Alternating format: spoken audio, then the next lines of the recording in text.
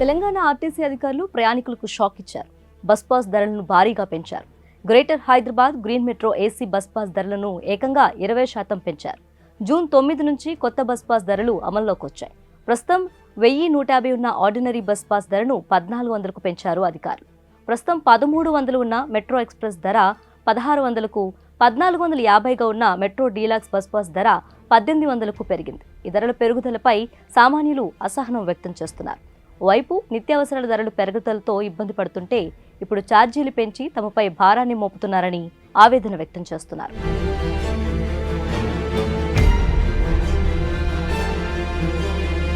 చిరుద్యోగులు, దినసరి కూలీలు, తక్కువ ఆదాయ వర్గాల ప్రజలు రోజువారీ ప్రయాణానికి ఈ బస్ పాస్లను ఉపయోగిస్తారు.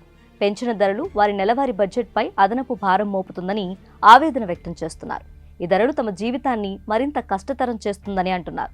ఇక ఇటీవల హైదరాబాద్ మెట్రో టికెట్ ధరలను కూడా పెంచారు. 7.5 ఏళ్ల తర్వాత తొలిసారిగా ధరల పెంపును ఎల్ఎన్టీ మెట్రో రైల్ లిమిటెడ్ మే 15 నుంచి అమల్లోకి తెచ్చింది.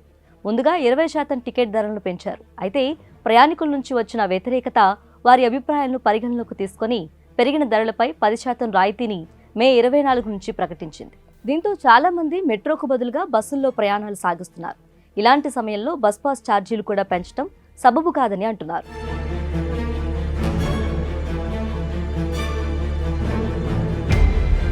ఇక మరోవైపు తెలంగాణలో పాఠశాలలు, కళాశాలలు ఈ నెల 12వ తేదీ నుంచి తిరిగి ప్రారంభం కానున్న నేపథ్యంలో విద్యార్థులకు ఆర్టీసీ శుభవార్త అందించింది.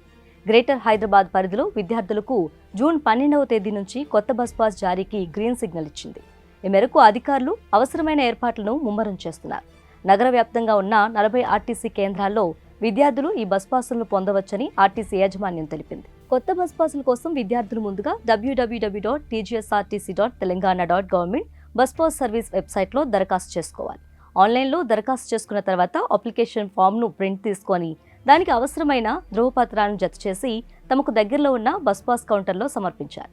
ఆ తర్వాత వారికి స్టూడెంట్ బస్ పాస్ అందజేస్తారని ఆర్టీసీ అధికారులు వివరించారు.